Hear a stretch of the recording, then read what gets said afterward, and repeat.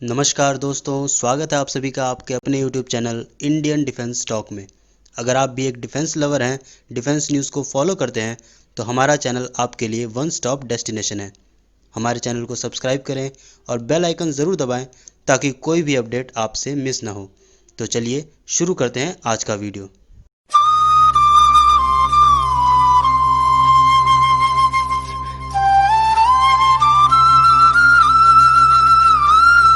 दोस्तों, आज का ये वीडियो बहुत ही खास होने वाला है क्योंकि आज के इस वीडियो में हम बात करेंगे भारत द्वारा इस्तेमाल किए जाने वाले सभी एयर डिफेंस सिस्टम्स के बारे में। आज के इस वीडियो में हम जानेंगे कि भारत किस तरह अपने एयर स्पेस की रक्षा करता है और किस हद तक अपने एयर स्पेस को प्रोटेक्ट कर सकता है। इस वीडियो में हम बात करेंगे भारत द्वारा इस्तेमाल किए जाने वाले करंट एयर डिफेंस सिस्टम्स की, जिन्हें अपग्रेड किया जाना है या फिर जिन्हें जल्द ही रिप्लेस किया जाएगा। फिर हम बात करेंगे उन नए सिस्टम्स की जिन्हें भारतीय सेना में इंडक्ट किया जा रहा है, और अंत में हम बात करेंगे उन सिस्टम्स की जो भविष्य में भारतीय सेना में इंडक्ट किए जाएंगे। सबसे पहले हम बात करेंगे लेगेसी सिस्टम्स की। ये वो सिस्टम है जो भारतीय सेना में काफ़ी समय से इस्तेमाल किए जा रहे हैं और अब इन्हें या तो अपग्रेड किया जाना है या फिर रिप्लेस किया जाना है। सबसे पहले हम बात करेंगे इंडियन एयरफोर्स द्वारा इस्तेमाल किए जाने वाले 9K38 इग्ला एम के बारे में। ये एक मैन पोर्टेबल सिस्टम है, यानी कि ये केवल एक सैनिक द्वारा ऑपरेट किया जा सकता है। इस सिस्टम के द्वारा 3.5 किलोमीटर के ऑल्टीट्यूड यानी ऊंचाई तक और लगभग 5.2 किलोमीटर की रेंज में किसी भी एयरक्राफ्ट को एंगेज किया जा सकता है। कुछ समय बाद इसे इग्ला एस से रिप्लेस किया जाना है।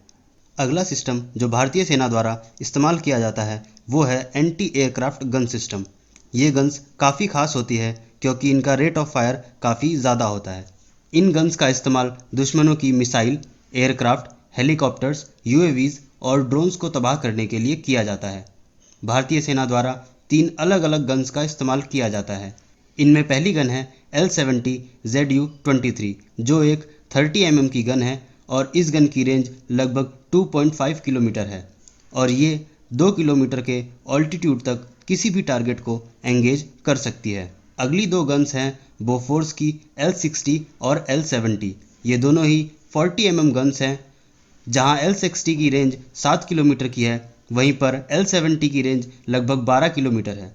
इन सभी गन्स को L&T द्वारा अपग्रेड किया जाना है और अपग्रेड के बाद ये सभी guns all electric auction based हो जाएंगी। अगला सिस्टम जो भारतीय सेना द्वारा इस्तेमाल किया जाता है वो है ZSU-234 शिल्का।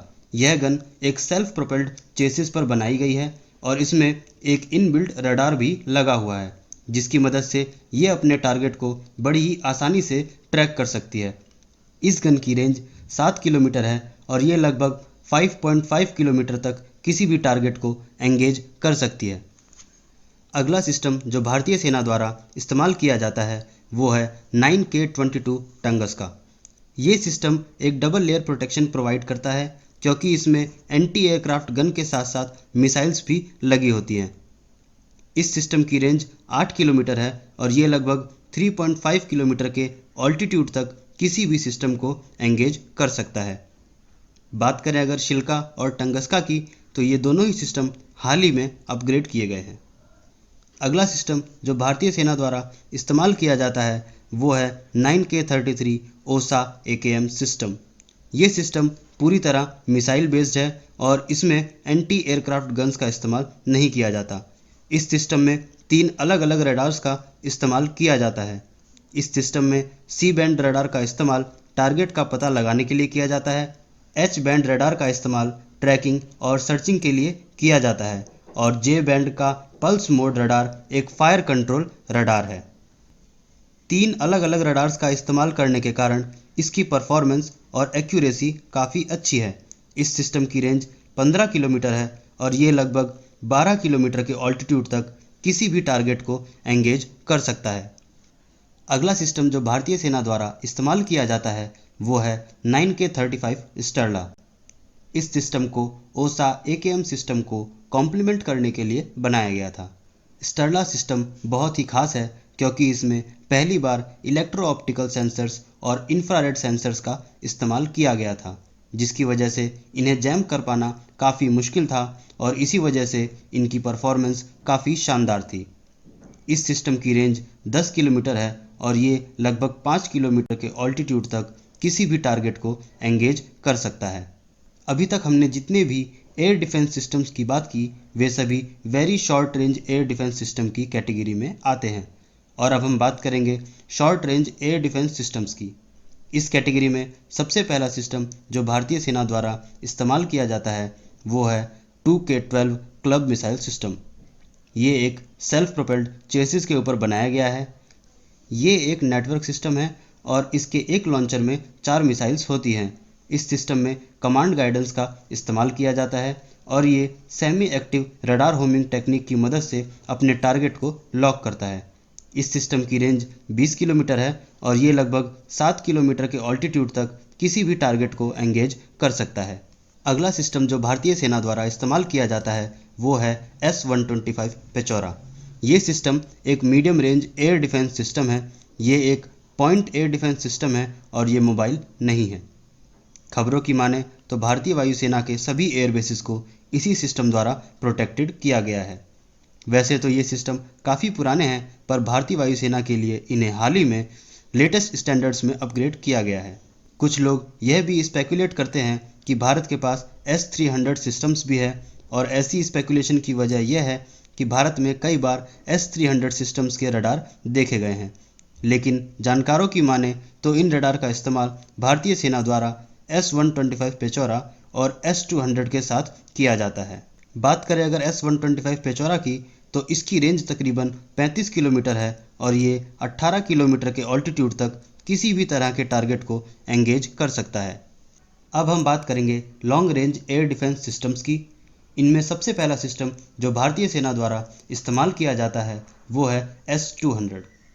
S-200 की मदद से हम काफ़ी दूर से ही दुश्मनों की missiles, aircraft, refuelers, helicopters, bombers, UAVs और ड्रोन्स को डिटेक्ट करके डिस्ट्रॉय कर सकते हैं। इस सिस्टम का एक लॉन्चर केवल एक ही मिसाइल को कैरी करता है और एक बटालियन में ऐसे 6 लॉन्चर्स होते हैं। इस सिस्टम की रेंज 300 किलोमीटर है और ये 40 किलोमीटर के ऑल्टीट्यूड तक किसी भी टारगेट को एंगेज कर सकता है। अब हम बात करेंगे उन नए सिस्टम्स की जिन्हें भारतीय सेनाओं में शामिल किया जा रहा है और ये आगे चलकर पुराने सिस्टम्स को रिप्लेस करेंगे। इन सिस्टम्स में सबसे पहला नाम है स्पाइडर एयर डिफेंस सिस्टम का। भारत ने इस सिस्टम को इजराइल से खरीदा है और ये सिस्टम S-125 को कॉम्प्लीमेंट करता है।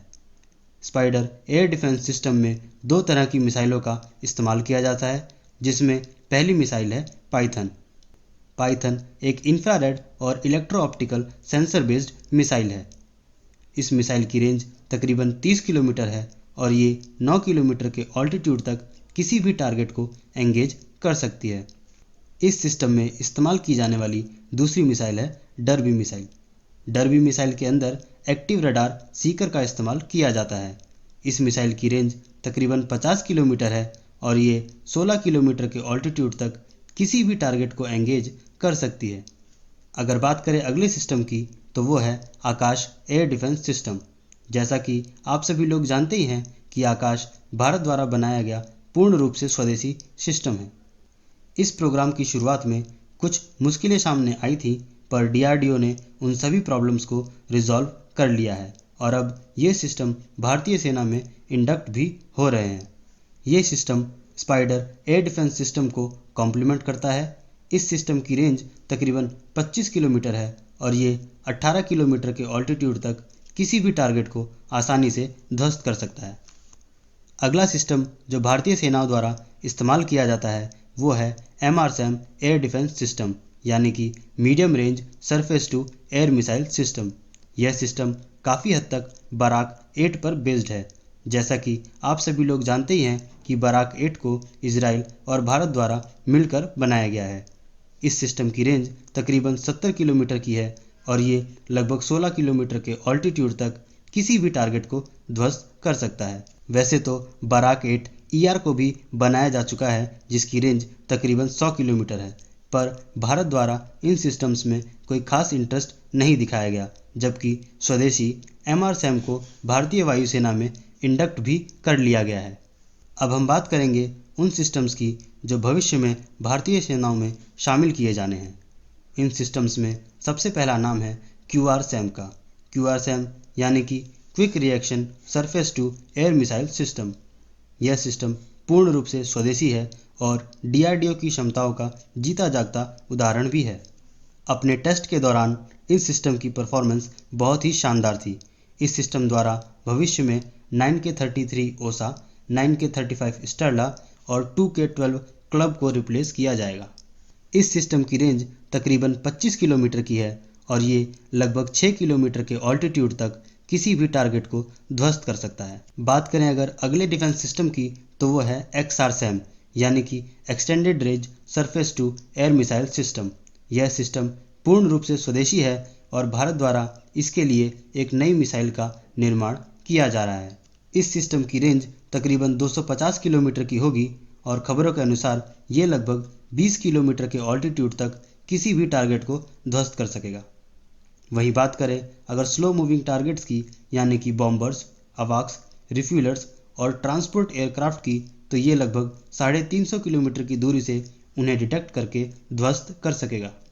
बात करें अगर अगले सिस्टम की तो वो है S-400 ट्रायम्फ। जैसा कि आप सभी लोग जानते ही हैं कि S-400 रशिया द्वारा बनाया गया एक एडवांस एयर डिफेंस सिस्टम है। भारत ने S-400 के 5 रेजिमेंट्स के लिए रशिया को ऑर्डर दिया है, जिसकी डिलीवरी 2021 के अंत तक शुरू हो जाएगी।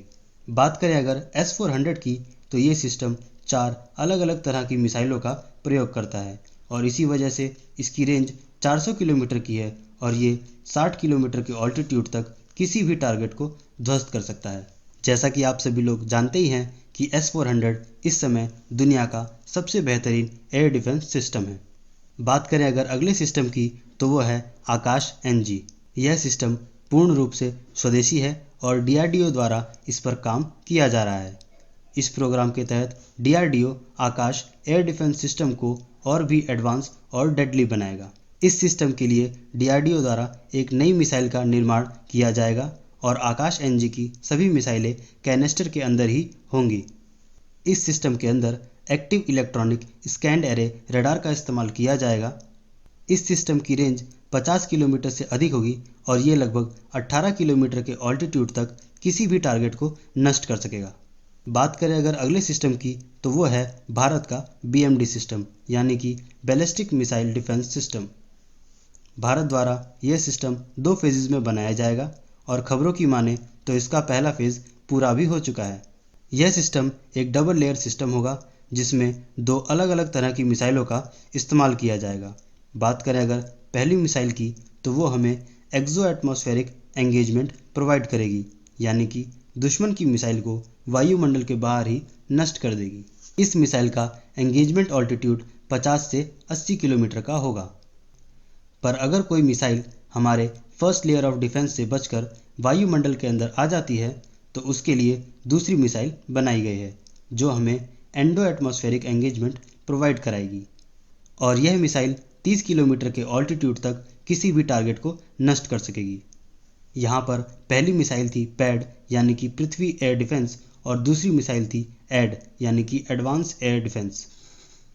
आगे चलकर पृथ्वी एयर डिफेंस को रिप्लेस किया जाएगा पृथ्वी डिफेंस व्हीकल से, जिसके कारण इसकी एंगेजमेंट ऑल्टीट्यूड 150 किलोमीटर की हो जाएगी। फेज़ 2 के लिए भारत द्वारा पृथ्वी डिफेंस व्हीकल 2 पर भी काम किया जा रहा है जो कि लो अर्थ ऑर्बिट तक दुश्मन की किसी भी मिसाइल को नष्ट कर सकेगी यानी कि इसका एंगेजमेंट ऑल्टीट्यूड 1200 किलोमीटर से भी ज़्यादा होगा। भारत के प्रयासों और DRDO की सफलता को देखते हुए हम ये कह सकते हैं कि कुछ ही वर्षों के बाद भारत के पास एक multi layered air defence system होगा जिसे भेद पाना दुश्मनों के लिए नामुमकिन होगा। इस multi layer air defence system में सबसे पहले आते हैं BMD सिस्टम जिनकी रेंज 3000 किलोमीटर तक की होगी। उसके बाद आता है S-400 सिस्टम जिसकी रेंज 400 किलोमीटर की है। उसके बाद आता है XRSAM जिसकी रेंज 250 किलोमीटर की है और उसके बाद आते हैं MRSAM जिसकी रेंज 100 किलोमीटर की है। अगर कोई मिसाइल इन सभी एयर डिफेंस सिस्टम्स को पार भी कर जाती है तो उसका सामना होगा QRSAM, Akash defence system, spider defence system, anti aircraft gun और मैन पोर्टेबल मिसाइल से, और इन सभी सिस्टम से बच पाना किसी भी टारगेट के लिए असंभव है। इसीलिए हम ये कह सकते हैं कि आने वाले 5 से 6 सालों में भारतीय वायु सीमा एक अभेद्य किले में तब्दील हो जाएगी, जिसे भेद पाना किसी भी दुश्मन के लिए असंभव होगा। आप सभी का इस बारे में क्या विचार है, हमें कमेंट कर ज़रूर बताएं। अगर आप सभी को हमारा ये वीडियो पसंद आया हो तो हमारे वीडियो को लाइक और शेयर ज़रूर करें। मैं मिलता हूँ आपसे अगले वीडियो में, तब तक के लिए जय हिंद, वंदे मातरम।